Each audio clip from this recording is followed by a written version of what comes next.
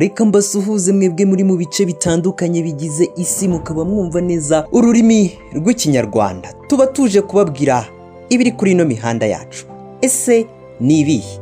Reka ndeke gutinda. Of course, Super Manager yagize ati njye abantu bari gupinga indirimbo nshya sawa sawa ya Bruce Melody ari kumwe na Calligraphy Jones wo muri Kenya. Muri kuyipfobya muvuga ngo nta kintu yakoze, ariko yakoranye n'umusitari. Tujye twemera umwana hariya yarakoze.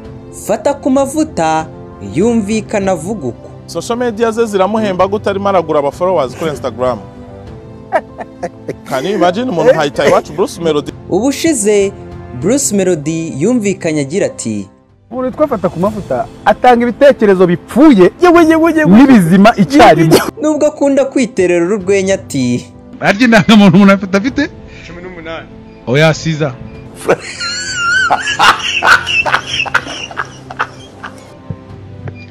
mbwira rero mbwira ibintu utekereza nkubwira imyaka ufite. maze Kadafi we sinazibagirwa umunsi muzima wanjye numva nkwibagiwe. we yagize ati wowe umufata uteze? Njye ntabwo mufata nk'ifi irimo imihore n'amagufwa, mufata nk'igufa gusa. Ntagahore namufata nk'imifupa. Ntagahore mubona. Nibyo nakubwiraga, ikimenyetso ni iki? Umusaza afite akantu kameze nk'agatrope.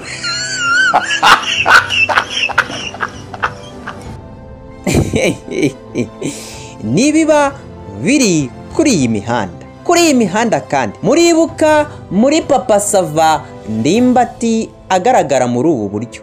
Jasu nabesera gatsabiri we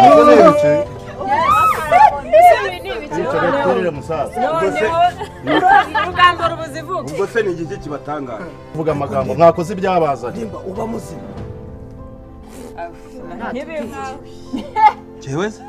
Jewe ndi muzima rwose, ndi mutaraga, nta n'ibicurane mperuka kurwara. Njye nuko nta bicurane heruka kurwara. Njye ndi muzima nuko nta bicurane heruka kurwara cyangwa ubwo ibishoro bwa mu bwoko. Iri tangazo mwaribonye abenshi mugira ngo ni ikinyoma. Iyi ni resitora iba mu karere ka Huye mu ntara y'Amajyepfo, itaka igihombi iterwa n'abakiriya barura ibiryo wagira ngo bari gutsindagira bubaka inzu ku isahani.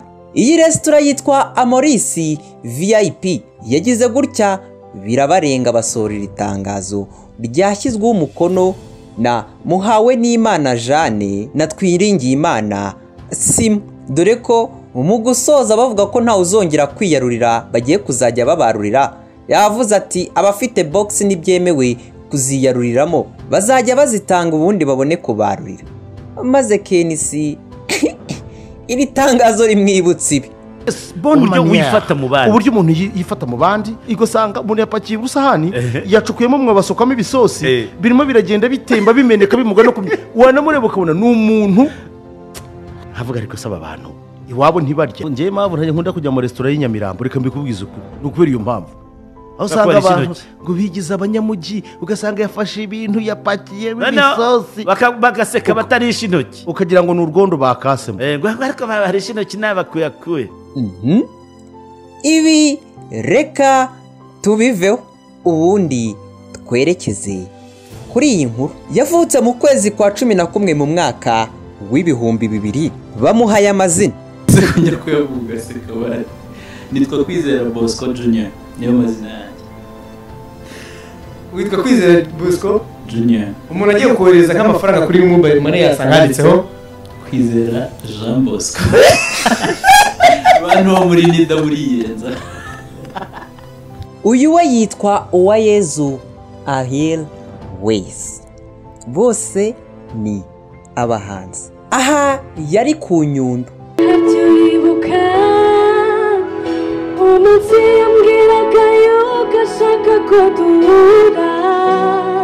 Wakwibaza ngo niye mpamvu ngaruye ibi. Iyi nkuru ifite umutwe ugira uti ukenisoro na Ariel Wayz mu rukundo mbere ya Juno Kizigenza. Ngo urukundo rwabo ngo ntirwigeze rumenyekana cyane kuko bakundanye igihe bakiri mu ishuri rya muzika ryo ku Nyundo. Iyo ni inkuru ya mbere.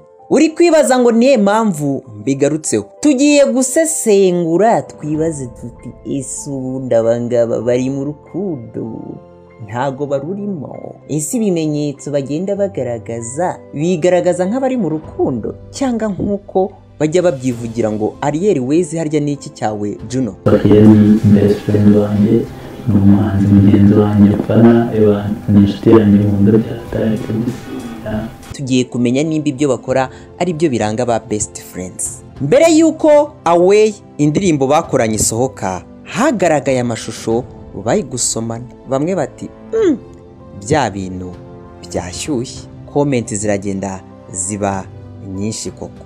Interview nyinshi zakurikiyeho, ukumva umwe baramubajije ngo bateretse hari Ariel Wayz na Judge baba muhitamo umuntu nahitamo Ariel. Sorry Judge. Yewe YAGO yanga no kuri Fara aramubaza ati se nibihe bihe utazibagirwa? Byiza koko. One of the memories kabisa z'adanje. wow icyo mudashobora kwibagirwa muri memories mwagiriye hariya ni kariya jam turi kuririmba tu. Hano ngapostinga. wow ariko ibintu manza biryoha ndaza kubijyamo. Mu kiganiro na Transit Line TV ari kumwe na Lokman, Ariel yumvikana avugira ijambo. Twaricaye tumutegurira mundi ongera uryumve neza. Twaricaye tumutegurira mundi ongera kandi ariko. Twaricaye tumutegurira mundi ariko ahita asobanura ibi muri ubu buryo. Bisa ndabivuga mu rwego nk'uko ubizi n'inshuti magana aho umwe akeneye undi yaba hari turanaturanye so nuvuga ngo yaba studio yaba he mbese akazi whenever I need him whenever he needs me turaduhari mu buzima busanzwe. Bita binanyibutsa ya ndirimbo bakoze basubiramo bibuka nyakwigendera Twishime Joshua aka J Polly.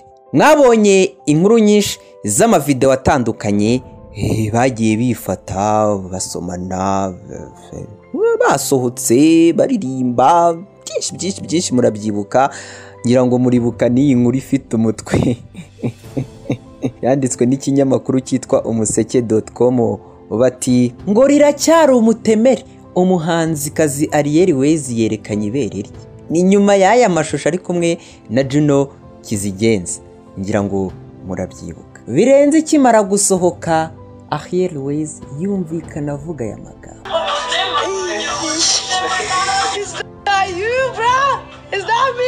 Icyo rotuje kubabwira muri ni ikihe rero? Ari amashusho yose mugenda mubona, mubanze mwumve n'aka ngaka.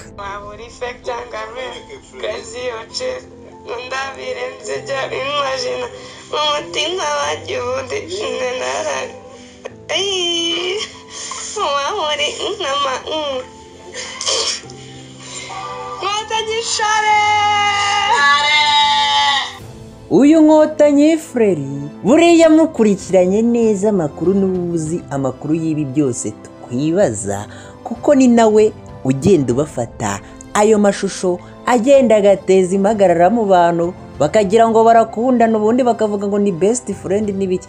Ariko reka dusoreze kuri ese ibi ubundi ba best friend nibyo bagagombye gukora? No. Amazina yanjye ni Hirwa Redemptus. Mukomeze muryoherwe n'ibiganiro bya YAGO TV show naho ku munsi w'ejo.